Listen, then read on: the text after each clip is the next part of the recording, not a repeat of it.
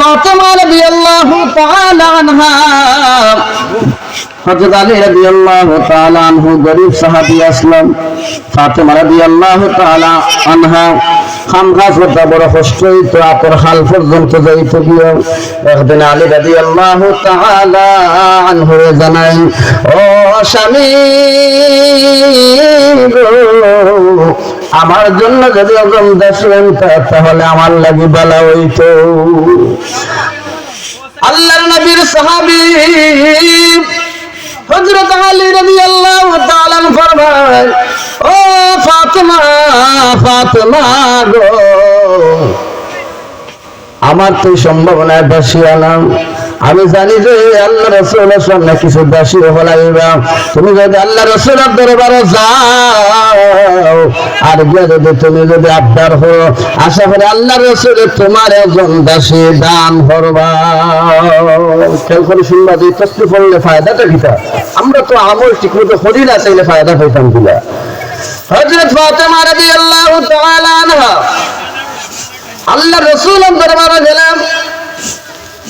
ইয়া রাসূলুল্লাহ, ইয়া হাবিবাল্লাহ, নবী গো,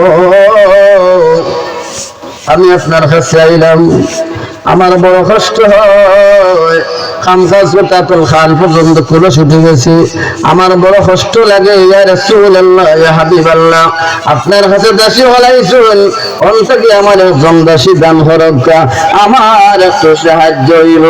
আল্লাহ রাসূল জানেন, ও ফাতেমা মা গো, এই দাসী থেকে দেবী তোমার কি আরো উত্তম কোন কিছু আমি সাহায্য করতে পারি? সুবহানাল্লাহ।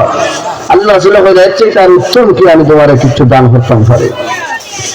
হযরত ফাতেমা রাদিয়াল্লাহু তাআলা ফরমান, ইয়া রাসূলুল্লাহ, ইয়া হাবিবাল্লাহ, এর চেয়ে তার কি উত্তম কি হইতে পারে আমাদের দেখো। তখন আল্লাহ রাসূল জানায় দেন, ও ফাতেমা গো, ও আমার ফাতেমা, তুমি যদি দৈনিক 5 ওয়াক্ত নামাজের পরে এত গনি গনি যদি তুমি আলহামদুলিল্লাহ 33 বার, সুবহানাল্লাহ 33 বার, আল্লাহু আকবার 34 বার, এইভাবে যদি তুমি দৈনিক আমলগুলো করতে পারো, তাহলে এই তাসবির বিনিময়ে আল্লাহ তাআলা তোমার কুদরতি হাত দিয়ে সাহায্য করবা। সুবহানাল্লাহ, সুবহানাল্লাহি ওয়া বিহামদিহি, সুবহানাল্লাহিল আযীম।